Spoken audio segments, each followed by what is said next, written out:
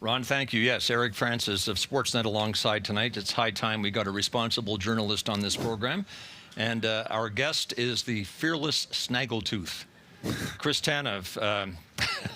Hey, fearless probably does not enough justice to what you will do to help your team win, and you've got some of the battle scars to prove it. Do you even remember when you looked like this? Oh, man. It's a tough pick.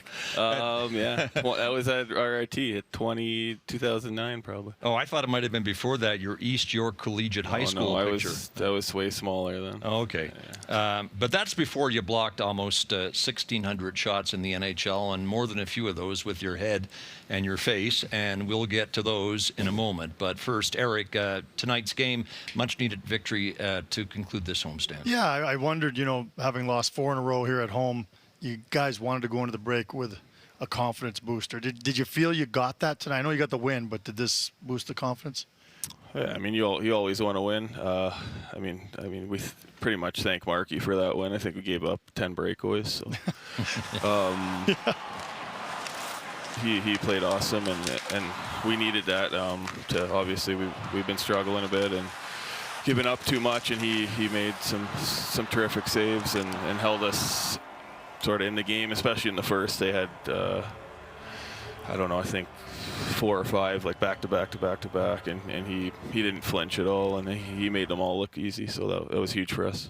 Let's talk about an unlikely but highly successful NHL career. You're listed at 6'2", 195 pounds, which is a decent size for an NHL defenseman, but you weren't always this solidly built. So let's go back to January of 2011.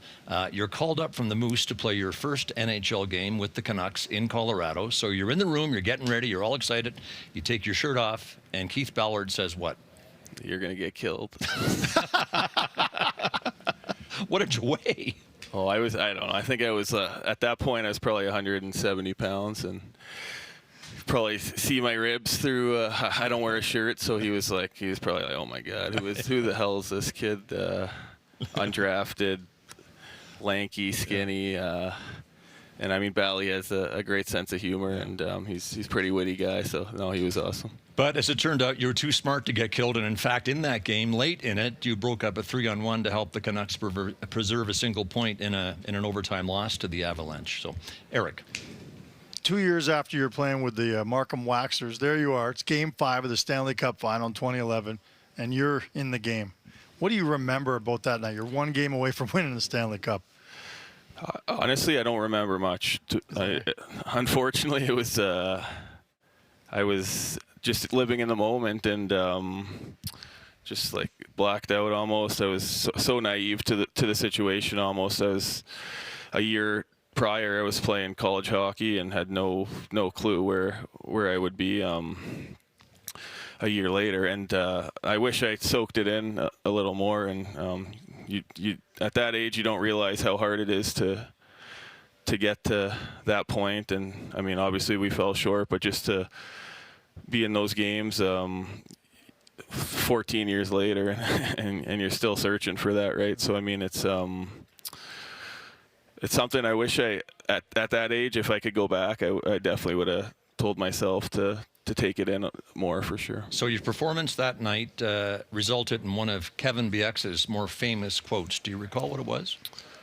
I mean, yeah, he said I could smoke a cigarette while playing. Yeah, he said you were so calm in that game that you could have played it with a cigarette in your mouth. Okay. Speaking of Kevin, let's welcome him back to the program. Hi, Kevin. Hey, Tanny, your old teammate, Kevin Bieksa here. Just curious, and I've asked you this before, you know how you block all those shots, like the one-timers on the power play from Ovechkin and Stamkos? First question, do you ever think about actually blocking them with your shin pads? And also, how do you chew gum with no teeth? Well, he just about covered it all there, didn't he? He did. I don't know. I think I sort of learned to go on the one knee like that. I don't know if Rick Bowness taught me. I think he was an awesome mentor as my first D coach. And I remember, and I think I was PKing my rookie year, and someone took a couple D were in the box, and I think Shane Doan took a shot by me and scored. And he was like, "Hey, kid, you got to get in the lane." And sort of since then, I think that's sort of stuck with me. And the gum part, I mean, I don't know. You can chew gum. We have video proof. Oh yeah, I'm always chewing it, but yeah, I guess it's always on my left side, I think. So I just throw it back there. Can you eat an apple though? I can. I struggle though. I struggle. So I have one tooth that can do all the work pretty much.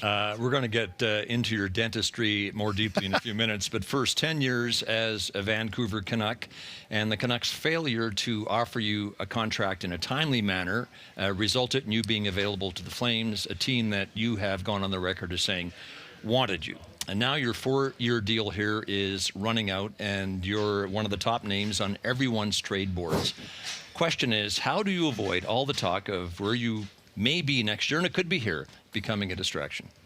I mean, I'm just focused on being a Calgary Flame and trying to help this team win. I mean, every day or every week, it seems like it's somewhere new I'm getting traded to, but I'm honestly just focused on helping this team win and reach our goal of trying to get to the playoffs. Well, look, whenever we have a guest on After Hours, we ask fans to send in questions via Twitter. If we had 70 for you tonight, I'd say 65 of them were about Vancouver. Can you wait to get back to Vancouver? Do you still have your house in Vancouver? How badly do you want to play again with Quinn Hughes? They wouldn't stop until Ken Hogan sent this tweet. And he laid it out for fans. He said he's not going to directly answer about playing for Vancouver or any other team. He is a Calgary Flame still under contract. So thank you very much, Ken. But I will ask you this. Yeah. The way this homestand has gone suggests the Flames could be in for a rebuild. How would that sit with a 14-year in-demand defenseman? Yeah, it's obviously a tough situation. We put ourselves behind the 8 ball with how we've played the last week. So, I mean, that's going to be a decision Connie and the rest of his staff are going to have to make and say, hey, do we want Chris around, or are we just going to blow it up, or are we still going to fight for the playoffs? Or I mean, there's still so many unknowns, and I mean, I have a really good relationship with Connie, and I feel like every time I go on the ice here, I lay it on the line and do everything to win. So I mean, that, as I said, that's my main focus, and I'm happy in Calgary. My family loves it here, so we'll see what happens, I guess. All right, Eric, you know how badly his teammates want him to stay. Well, you know, it was Rasmus Anderson who said to me, if anybody on our team is untouchable, it should be Chris. Jacob Markstrom said you're the toughest human being he's ever met in his life. And Noah Hannafin says you make every single defensive partner you play with a better player. What's it feel like to hear those sort of words from your teammates? Yeah, I mean, it's humbling for sure. I would. We're a close group, and I've built some great relationships here in the 4 years, and I played with Marky now for I think 10 years almost. So I mean, it's been great playing with him because he obviously can do what he did tonight and bail us out. But as I said, that my teammates are awesome, and right now I'm focused on winning here. You are in demand because, in large part, because of your compete level. It's got to be one of the highest, if not the highest, in the NHL.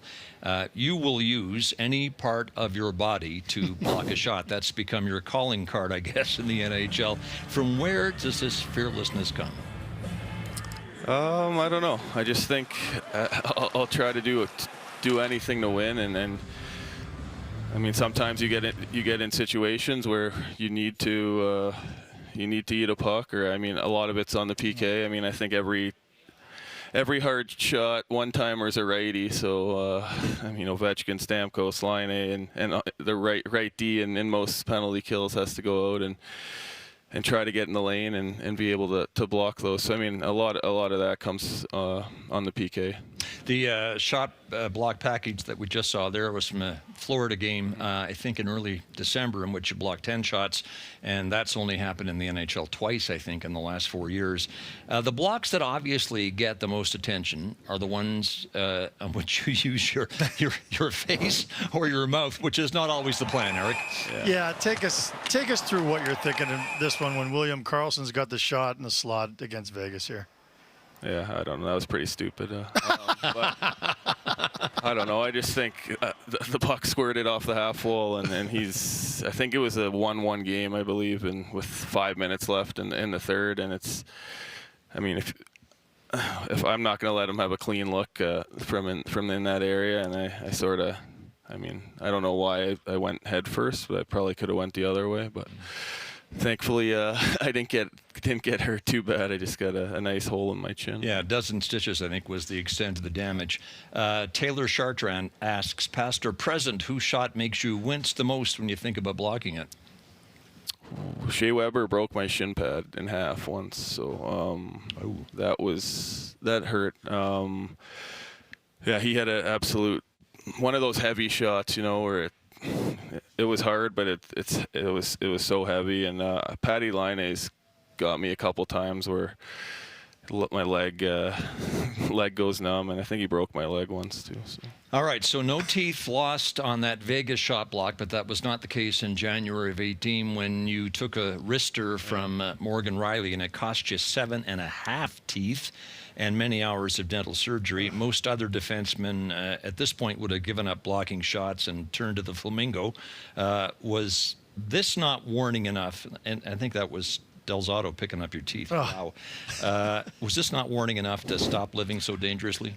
I was not trying to block that shot, No, so obviously not. Marner tipped that right into my face. But yeah, sometimes those things happen. You're beside the net, or a forward's gonna tip it, and unfortunately, that one cost me a lot of time in the dentist chair. Bones asks, how many children of your dentist have you put through college?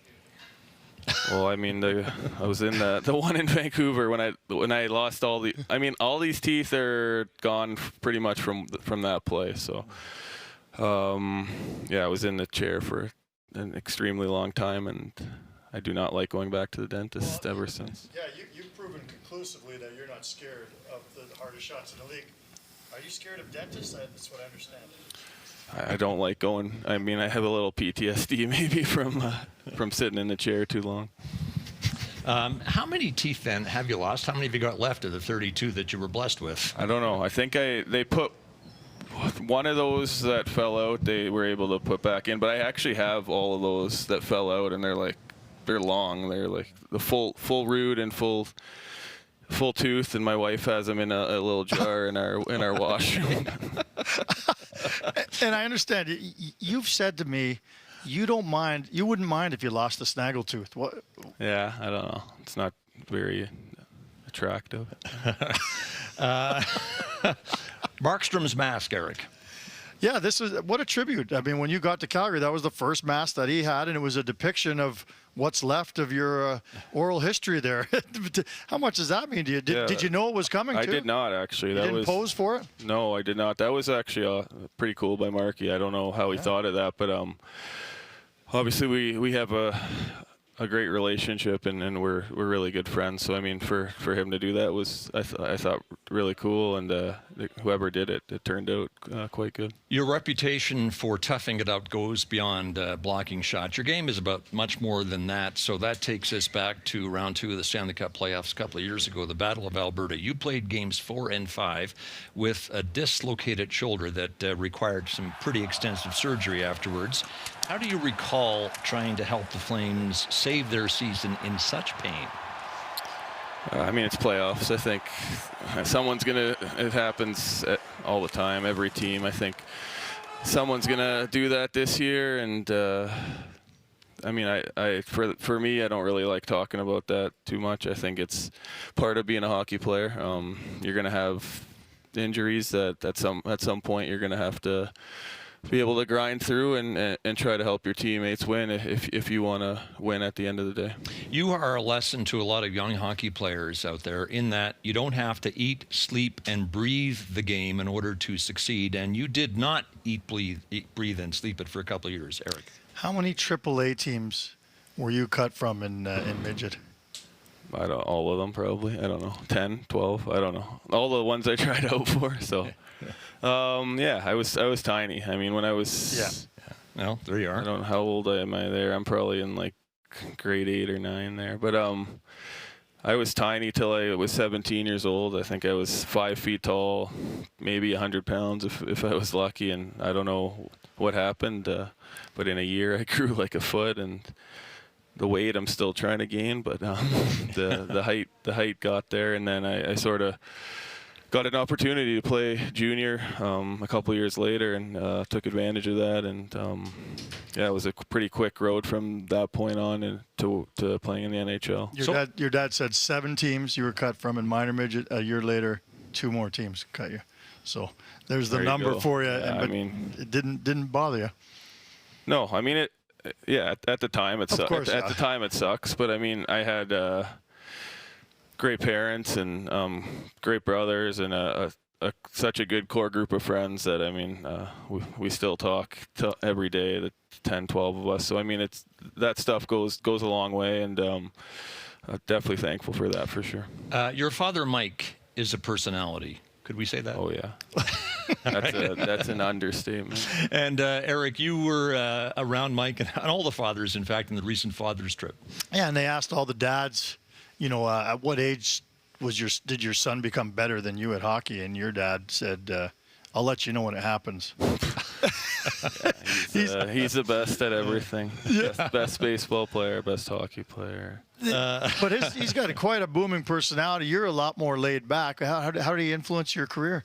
Oh, he's a huge part of it. I mean, I would have quit hockey probably if he didn't push me and keep me going for sure. I mean, that part I can't thank him enough for that. I mean, obviously my dad. There's good old Mike, and him and my mom. Second from the left. Yeah, my mom Sophie. They really supported me my whole life, and sort of I've been able to do whatever I want because of them. So I mean, I owe a lot to them. And supported your brother Brandon as well, Turbo as he's called, and he's a popular member of the Seattle Kraken. Have you ever talked to him about his Kraken publicity photos? Yeah, I don't know why he still does them, but he's got to be doing it for 4 or 5 years now. But yeah, he likes it. We're very different, but the same sort of at the same time. I think we're super competitive, and we want to win, and we'll do anything to win. But I mean, he definitely talks a little more than I do. Robert Harris asks or says, your brother has iconic profile pics every year. Will you consider doing a similar one? I guess the answer is no. And P.S. Love your smile and your hard work, and stop blocking shots with your face. I will try. Good advice. Good advice. Your time with the Markham Waxers got you a scholarship at RIT, the Rensselaer Institute of Technology, where you were found by Dave Gagne, who's scouting for the Vancouver Canucks, called you the smartest player on the ice when he saw you play. So RIT gave you a pro hockey career. What else did it give you? And there is only one correct answer to this question. My wife. Correct. Yes. Yeah. We met at RIT, and I mean, definitely been together so long now, and a lot of ups and downs, long distance. But so happy of how she supports me and lets me play the game I love so much. I mean, she's American, moved here, has done everything sort of that I've asked, gave up her career for me. So I mean, it's awesome, and I can't thank her enough. Kendra played soccer at RIT, and you two were married in the summer of 20. One child. The expectation is Bobby, who is just about a year. Just saw him there. Yep. Will have athletic genes. Any sign of that yet? Oh yeah, he's wild. So yeah. I mean, he's already running faster than me, so it's tough keeping up with him. He's so happy, and I just love hanging out with him. Let's finish here with a couple of tweets from the fans. Tyler Medeiros, who produces NHL radio, asks, how often did you eat at Square Boy when you were living in East York? Still eat there all the time. Yeah. Nice chicken souvlaki on a pita. No onions. It's a staple if you lived in East York and been on the Danforth. B. Reynolds says, I saw Tanev buying a poutine at a Jays game and asked if he was Chris Tanev. He said yes. Then we both walked away. Ask if he remembers me. I do not, but of course not. Yeah, I love going to Jays games. They're awesome. All right, here's the skill testers from Sam Kyung. What is the airspeed velocity of an unladen swallow? 24 miles per hour, I believe. I think everyone knows that, right? Of course, and that's how your education at East York Collegiate and RIT has paid off. Yeah, 4.0 student. Thank you, Chris. Great to have No you on the worries. show. Thank you guys. I really All right, appreciate there's it. Chris Tanev. In Thank you. today's parlance, he's a beauty, and that's got nothing to do with your looks. You're not offended by that, are you? I said you're a beauty, but it's got nothing to do with your looks. I love that. Okay. Back to tidy things up when we return to Scotiabank Saddledome.